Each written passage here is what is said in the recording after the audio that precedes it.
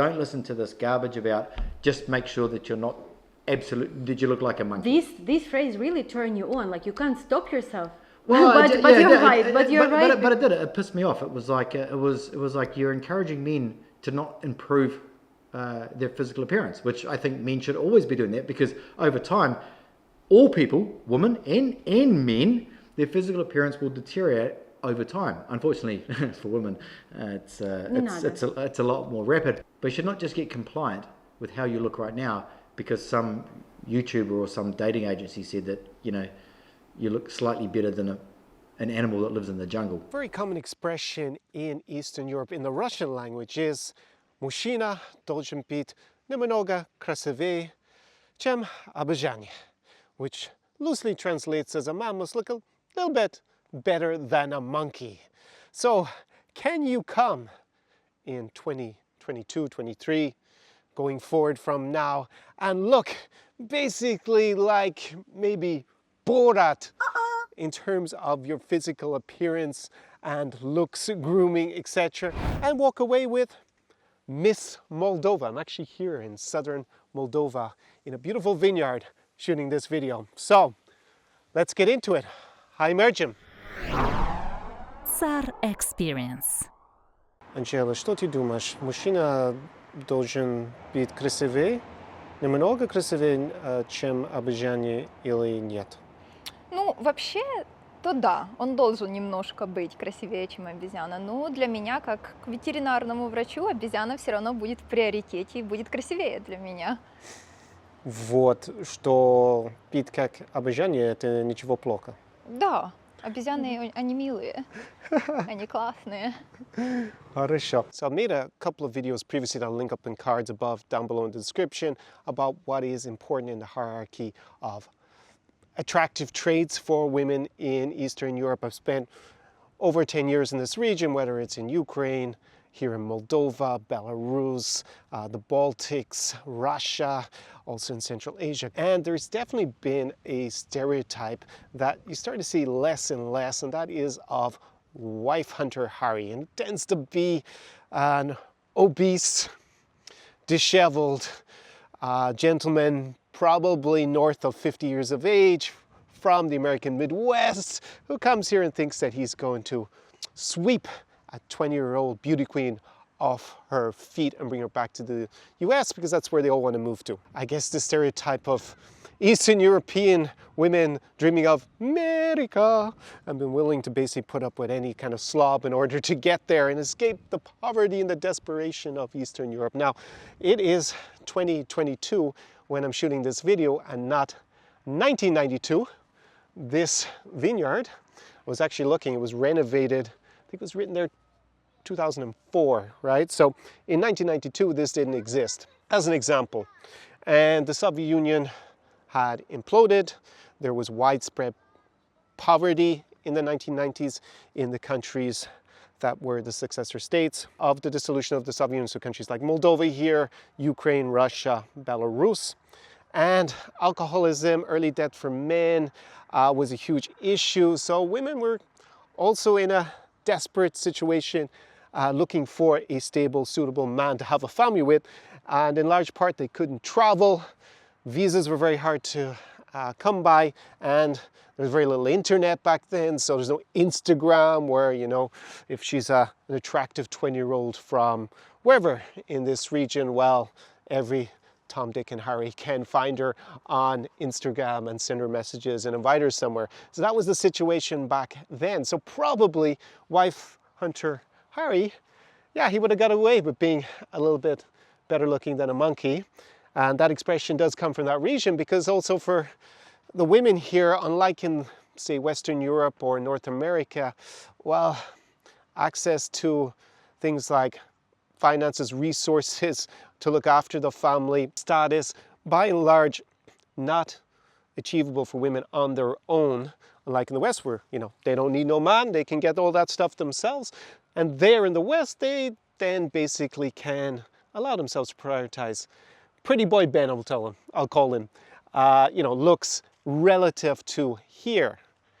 But if you are thinking that you're going to show up and look like a disheveled Neanderthal here, then yeah, you're probably going to be scammed more than anything else. In neighboring Ukraine in particular, with all those dodgy marriage agencies, you're not going to meet very many women who are generally interested in you. Because pretty much like everywhere in the world, being well groomed, nails, hair, armpit hair even, looking after yourself and looking presentable is actually really important. It's kind of a baseline position to be in as a guy coming over here. So if you're not doing any of that, it doesn't matter about the old expression, it ain't gonna happen with probably anyone with any sort of standards here in Eastern Europe. На самом деле очень простая, довольно-таки на первый взгляд, но очень большая проблема.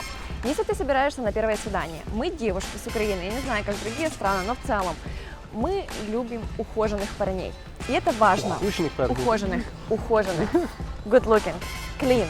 Please, take a shower. Ну серьезно, ребята, пожалуйста, перед тем, как вы идете на свидание, пожалуйста, несколько раз посмотрите на себя в зеркало, ничего ли у вас там не торчит, побриты ли у вас подмышки, или элементарно уши, нос.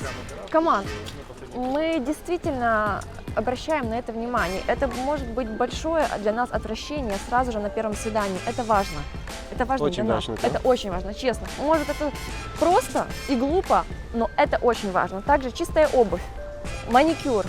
Мы все на это обращаем внимание. Мы, может, никогда тебе вслух этого не скажем, но если у тебя торчит шерсть из ушей, это плохой знак.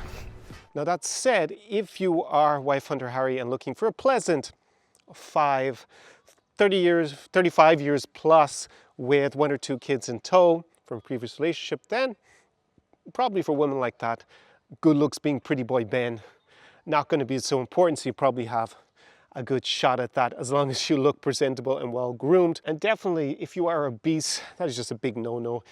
Anywhere it's unhealthy and you need to get that corrected. And these changes in the culture here in Eastern Europe, they upset many of the older veterans, shall we say, who I sometimes bump into when I'm traveling here in the region. They lament upon the disappearance of the good old days when probably you could have, looked that way and gotten a young, attractive woman really interested.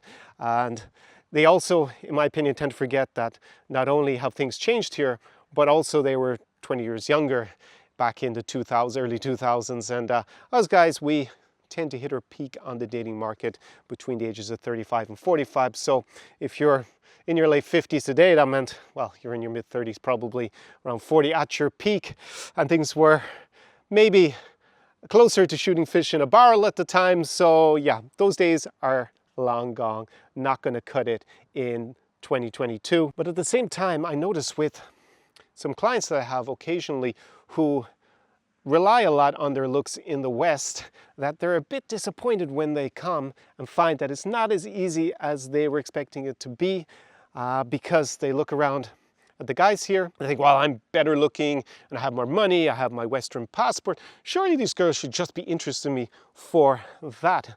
And for Pretty Boy Ben, yeah, it's like what I said, just not as high a priority for women here than in the West. So actually a lot of them, they need to readjust their strategy and just accept the differences here and not rely so much on their looks, because it isn't as important as a baseline as it is in the West. So now for the higher value stuff I normally only discuss with my consulting clients.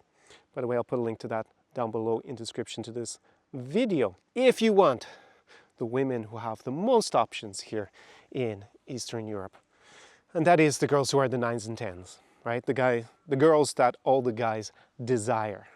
Well, you cannot be, well, obviously you can't dress like Borat. I think everyone probably gets that, but you definitely also can't dress boring. You're going to need to fit into some social group that she at least respects and wants to spend some part of, if she's not actually a member of that social group. So let me give you an example. Can be that she's, hipster look, après-ski, rich Italian, a mountain vibe look, billionaire, playboy look, rock star kind of guy look. What I see is a lot of guys, they have that baseline of personal grooming, but when they tried to speak to the girls who are like the 9s and 10s, you know, if you're looking like a university professor on his day off, you might be neat and clean.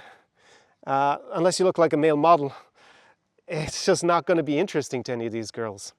And you need to focus on having a look, not necessarily looks, if you know what I mean, so that you're going to stand out as being part of a social group. And I think this is just kind of universal, but I see it as being particularly important for my clients who want to date the top women. You cannot be boring.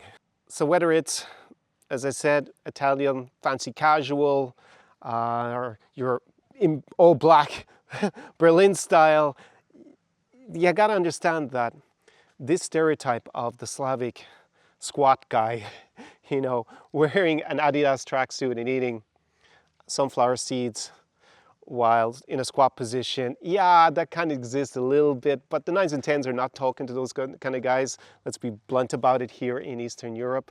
And, you know, even if you look back at the oligarchs from 30 years ago and the way they dressed, also weren't particularly stylish. But that's not the case nowadays. Local guys here also travel, not just the girls, to the West, and they get ideas about style and grooming. They also have access to Instagram, so they've also raised their game quite considerably. Сейчас наши мужчины открылись совсем для нас с другой стороны. Они сейчас стали в наших глазах очень красивыми. А почему? Не знаю. Когда война началась, они себя очень с хорошей стороны проявили. Раньше, возможно, что мы даже не обратили на них внимания, сейчас очень много внимания к ним, потому что мы понимаем, насколько они смелые и насколько они классные. Ого, классные. Да. Но красота. Насчет красоты, я считаю, что у нас мужчины, сейчас я понимаю и вижу, что они красивые. Просто, возможно, мы раньше этого не замечали. Ага. Но это только потому, что есть война, или это потому, что тоже, что уровень красоты украинских мужчин больше, чем раньше? Стиль, что ты думаешь? Ну, мы больше начали приділять им внимание. Возможно, если мы раньше не очень обращали на них внимание, сейчас мы больше приділяем им внимание.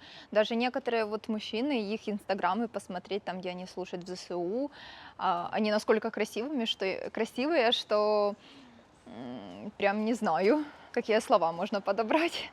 Also, there are a lot of guys who make money, who are younger, especially in IT, in Eastern Europe, and they are your competition, not just the hordes of horny foreigners who come to Eastern Europe in general chasing the Slavic beauties, also the local guys at the top and have raised their game. So you can't in 2022 be, as I said, boring, and definitely you can't be Borat, because at the end of the day, for those kind of girls, you're gonna look less attractive probably than a monkey. So I've actually been enjoying my birthday here at this vineyard, Pulkar. Absolutely stunning grounds. Drank a lot of wine over the last 2 days. Moldova, definitely the country, the wine country. And if you are looking for help in order to design your look, not necessarily your looks, for Eastern Europe, then as I said, there's a link down below to my consulting service, and we can hop on a call and we can make that happen, put you in the best position for your trips over here, where it happens to be in Eastern Europe. And in any case, you need to be working on all the things that are going to increase your value on the dating market in general, or just in terms of leading your best life. So that includes fitness, obviously, generating income, your status. But you also need to understand that there's Pareto efficiency about how you can go about this, so the 80-20 rule. So focusing on the things in particular that are going to give you the biggest boost for the amount of investment that you're going to make is important to identify. And that's actually one of the things I really work on with my clients, whether it's on a consulting call or it's in person with those who come and live the Desire Experience. Actually, I had a client in Chisinau. It's actually going to be up this way, the capital of Moldova, about a week ago. So going to be heading back there pretty soon. And if you are interested in applying for the Desire Experience, because it is by application only, first go and check out that video to the Desire Experience in Kharkiv. It gives you a good idea about what's involved, and if you think that you are a good fit for it, then you can go and apply. via the link in the description to this video. Have a look at this lovely chateau. And with that, I'll say la rivedere, do svidania from magical Moldova. See you in the next video. Ciao, ciao. SAR Experience.